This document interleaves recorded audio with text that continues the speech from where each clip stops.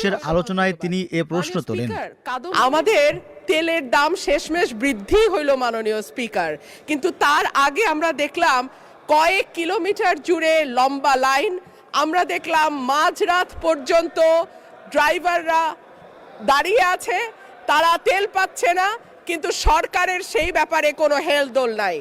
আশ্চর্য হয়ে লক্ষ্য করলাম মাননীয় স্পিকার, মন্ত্রীরা যখন সংসদে বক্তব্য দেন তখন তারা অবলীলায় বলেন বাংলাদেশে জ্বালানির কোনো ঘাটতি নাই, কিন্তু মাননীয় স্পিকার যখন তেল নিতে যায় তখন দেখা যায় 3 কিলোমিটার লম্বা লাইন।